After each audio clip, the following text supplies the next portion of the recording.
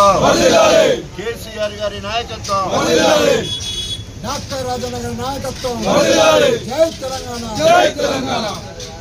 ఈరోజు తెలంగాణ రాష్ట్ర హైకోర్టు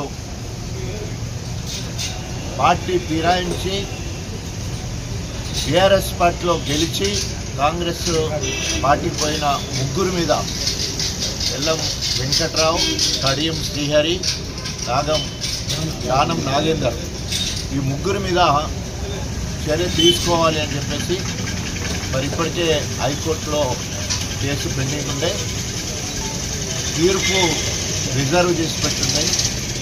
ఈరోజు తీర్పును బయలుపరచడం జరిగింది, తీర్పును ప్రకటించడం జరిగింది. ఎవరైతే జడ్జెస్గా ఉన్నారో వారికి హృదయపూర్వకంగా ధన్యవాదాలు, కృతజ్ఞతలు తెలియజేస్తున్నాం. ఎందుకంటే రాజ్యాంగపరంగా ఒక పార్టీ నుండి గెలిచి ఇంకో పార్టీలో కనుక వెళ్తే 3 నెలలలో అసెంబ్లీ స్పీకర్ వారి మీద అనర్హత వేటు వేయాలా లేదా వారు రాజీనామా చేయాలా? ఒకవేళ చేయకపోతే సుప్రీంకోర్టు ఇంటర్వ్యూన్ అయి మరి గత తీర్పు చూస్తే 6 సంవత్సరాలు వారికి బహిష్కరణ కూడా చేయడం జరిగింది. సో ఈరోజు హైకోర్టు ఇచ్చిన తీర్పు ఏంటంటే 4 వారాల సమయంలో స్పీకర్ కార్యాలయం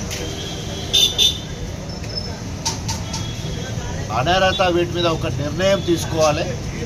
ఒకవేళ కనుక మీరు నిర్ణయం తీసుకోకపోతే సుమోటోగా అంటే మళ్ళీ మా అంతటా మేమే దీని మీద చర్చ జరిపి జడ్జిమెంట్ ఇస్తాం సుప్రీంకోర్టు అనుగుణంగా. అంటే ఎవరైతే పార్టీ మారిన వాళ్ళు ఉన్నారో వాళ్ళ మీద అనర్హత వేయడానికి మేమే చర్య తీసుకుంటాం అన్నట్టు మాట్లాడడం జరిగింది.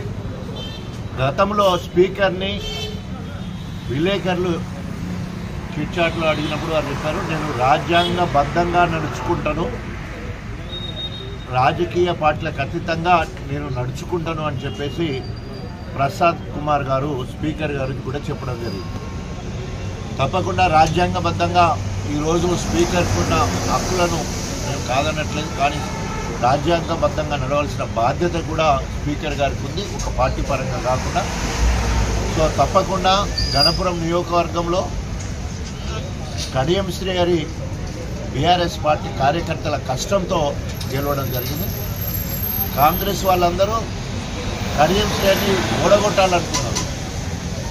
మళ్ళీ ఓడగొట్టడం దగ్గర వాళ్ళ సంకల పోయి ఈరోజు మళ్ళీ నైతిక విలువల గురించి, అభివృద్ధి గురించి మాట్లాడడం అంటే నిజంగా దయాలు వేదాలు వల్లించినట్టుంటాయి.